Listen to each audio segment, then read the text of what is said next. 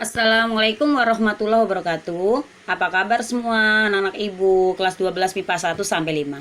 Semoga kalian tetap dalam keadaan sehat dan semangat belajar ya nak ya. Walaupun kita terhalang tidak bisa bertemu langsung, mari kita sama-sama berdoa semoga virus corona ini cepat berlalu dan kita bisa bertatap muka langsung di SMA Negeri 5 Kabupaten Tangerang.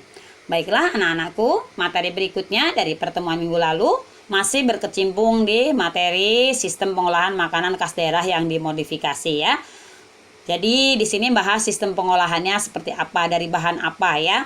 Baiklah, kita lanjutkan materinya. Bisa kalian lihat di materi, bisa diunduh penjelasan dari materi ini. Jenis produk makanan itu ada dua macam anak-anak ya. Yang di buku paket juga ada di halaman 126. Silakan dibuka ya. Kalaupun tidak, materi tetap saya kasihkan lewat portal dik ya, ada di materi, silakan bisa diunduh. Kalau yang tidak mau lihat buku, kalau yang mau menyimak buku juga bagus. Yang pertama, bahan nabati anak-anak. Nabati adalah jenis bahan makanan yang terbuat dari jenis tanaman atau tumbuh-tumbuhan. Baik yang asli artinya langsung mengkonsumsi dari tanaman tersebut, maupun yang sudah melalui proses pengolahan. Kalau yang asli ya seperti labu, ubi, pandan. Kalau yang sudah melalui proses olahan seperti tepung terigu, tepung beras, santan, terus gula ya. Gula berarti terbuat dari tebu, tepung berarti terbuat dari buah gandum ya. Yang berikutnya bahan hewani. Sudah pasti kalau bahan hewani adalah jenis bahan makanan yang berasal dari hewan. Baik yang secara langsung dimasak bahannya dari hewan tersebut, misalnya telur, ya daging, ikan, ya, udang, cumi, maupun yang sudah melalui proses pengolahan. Contohnya kalau yang sudah melalui proses pengolahan yaitu misalnya susu, keju dan sebagainya ya Nana ya.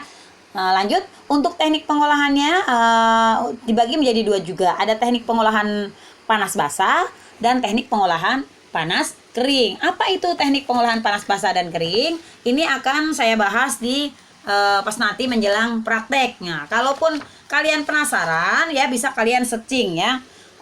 Intinya kalau panas basah yaitu teknik dengan menggunakan 5 cara, yaitu ada boiling, batching, bracing, stewing, dan steaming ya. Adapun teknik pengolahan makanan panas kering terdiri dari 5 juga.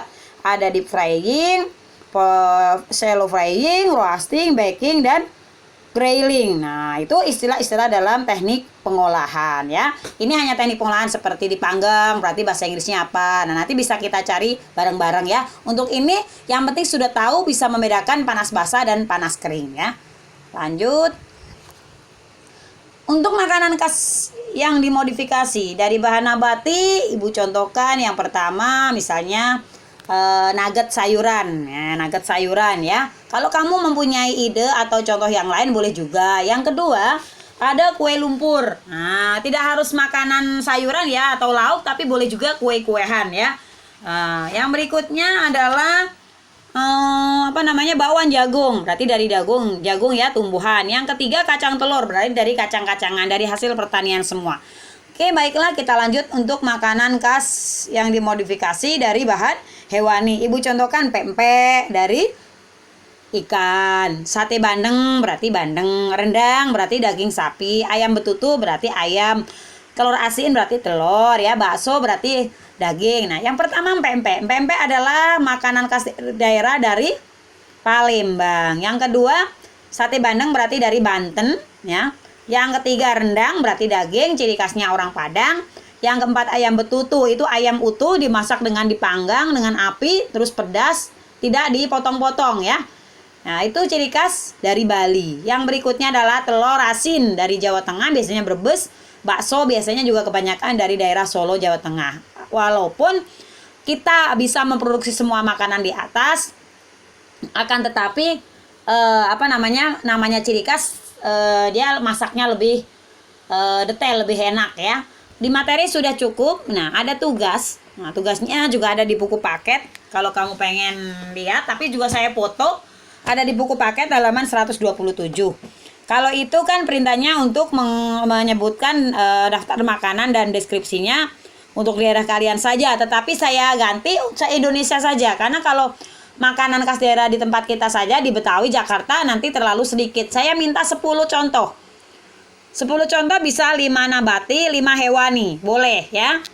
Boleh kalian tulis di buku tulis, kalian foto baru kirimkan ke Portaldik, boleh langsung di Microsoft Word kamu bikin ya. Rapih diketik, boleh. Saya tidak memaksakan harus diketik, tidak memaksakan juga harus ditulis di buku tulis. Yang saya harapkan semua mengumpulkan, baik itu lewat Microsoft Word maupun lewat foto dikirim ya. 10 ya. Ada di materi, kamu baca materinya yang PowerPoint, kamu baca lagi di halaman terakhir PowerPoint, sudah saya jelaskan panjang lebar tugasnya apa di situ. Mungkin untuk pertemuan kedua ini sangat singkat ya, yang penting kamu paham bahwa makanan khas daerah yang dimodifikasi mempunyai dua perbedaan, yaitu nabati dan hewani.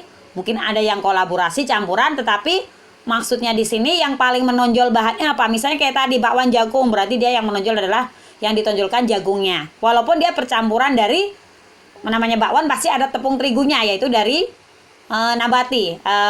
Nabati mungkin kasih telur ada hewaninya, tapi telur hanya sebagai campuran. Seperti kue lumpur kentang, mungkin dia perlu tepung terigu misalnya atau gula. Nah, ya. Itu semua dari nabati. Kalau misalnya kacang telur, bukan telurnya dari hewani, betul. Akan tetapi kacang telur bahan utamanya adalah kacang. Beda seperti dengan yang contoh tadi Ibu contohkan di hewani, misalnya daging. Walaupun dia pakai santan, tetap bahan utamanya adalah daging dari hewani. Seperti telur asin, walaupun dia pakai garam dan sebagainya, tetap aja bahan utamanya adalah telur. Ayam betutu, walaupun pakai bumbu rempah, dia tetap bahan utamanya adalah ayam, 1 ekor ya. Demikian penjelasan Ibu untuk pertemuan kali ini. Tugasnya jangan lupa. Terima kasih. Semangat belajar, tetap sehat. Sampai ketemu kapan-kapan insya Allah. Wassalamualaikum warahmatullahi wabarakatuh.